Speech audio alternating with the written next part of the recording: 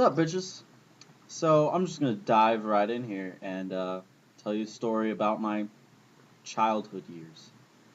When I was a small boy, from first grade to probably right before sixth grade, me and my friends seriously thought we were gargoyles.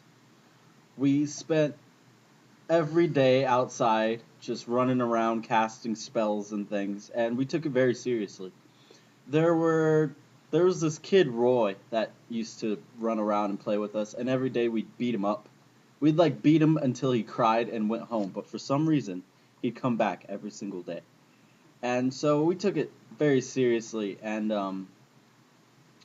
I remember one time, okay, so I was apparently like the spell lord of Avalon. I controlled all like the sorcery and shit. And my friend CJ was the king of Avalon. And this was around Harry Potter times, so I was really into snakes and shit like that. So I had apparently like hundreds of snakes and giant ass snakes in my mansion in Avalon, and he didn't like this.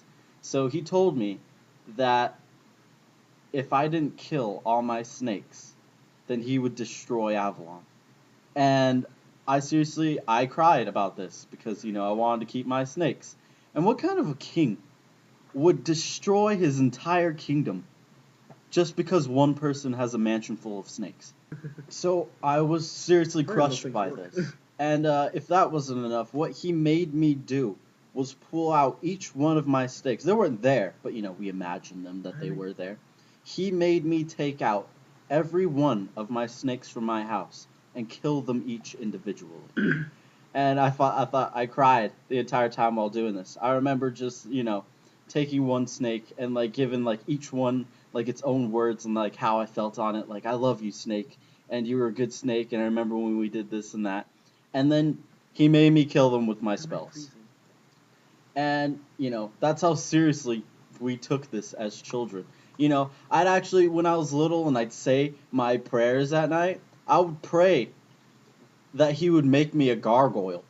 I'd just be like, please, make me a gargoyle. Every night I did this, because I really wanted to be a gargoyle. And imagine now that's pretty messed up, because I'm sure gargoyles aren't the most... They're not the most God-friendly things to ask God to turn you into, And I was like, we took spells seriously too, so I remember one day, me and my friend CJ, we concocted up the death spell, which would just, instant death somebody. And we were the heads of the group, so we didn't want to tell anybody. And my friend Chris really wanted to know the spell, so he's like, guys, come on, please tell me the spell. And I was like, I don't know, Chris, I don't think we should teach you, it's too powerful. And so he's like, come on, dude, what do you want? I'll give you anything. And so I asked him for his blue bionicle, because I never had a blue bionicle. I had all the other bionicles, except for the blue one. And so he left for a while, and he came back with the bionicle. And he's like, okay, here, dude, take it. And I was like, nah, it's too strong. I don't think I want to give it to you. So true thing, he said, come on, dude, my dad slapped me. And, so I had to teach him it. And so we're all running around using the death spell and, like, imaginary creatures. And my friend Roy wants to know the death spell. So we're all like, oh, okay, Roy, I'll teach you. So I took Roy aside, and I said, okay, Roy, the death spell is this, some weird gibberish word. And he was like, oh, okay, cool. So he was, like, arguing with my friend CJ over something, because we were probably beating him up or something like we did every day. And he pulls out the death spell, and CJ just stops and is like, what the hell was that? And he's like, that was the death spell. And CJ was like, no, it wasn't. So we all periodically beat him until he went home again that second day. And I remember, like, he left for a little while and stopped hanging out with us. And he came back, like, a few months later, and he was like, I think he went through, like, a growth spurt or something, because he was a lot bigger. And I tried to beat him up, and he kicked my ass. He kicked my ass. I ran up, and he just threw me on the ground, and I remember throwing dirt in his eyes that day, and he choked me out. He choked me out, and it was ridiculous.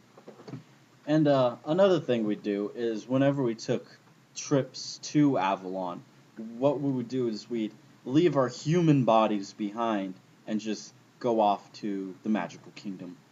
So when we left our human bodies behind, we basically left behind this empty shell of a person who with no memories of how we got there.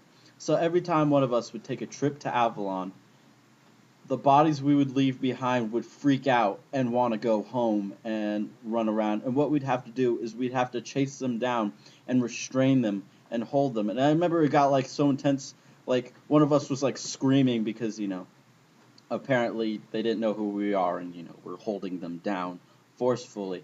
And I believe it was my friend Kat, and she was screaming about like, guys, let me go, who are you, and all this. And this man actually walked out of his apartment and told us to let her go. And she said she was a trooper with it. After we let her go, she ran off, and we actually got in trouble with the man while trying to explain to him that, it wasn't, well, that, we were still believing that gargoyles was real, so we are trying to come up with a lie of why we were holding that girl down, and he threatened to tell all of our parents and everything, and it sucked.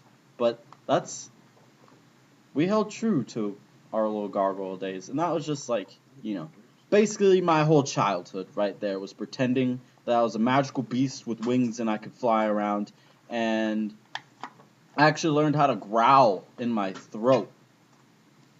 I don't want to do it because I don't think you guys can hear it on this microphone, but it's something I picked up, and I took that very seriously. So, yeah.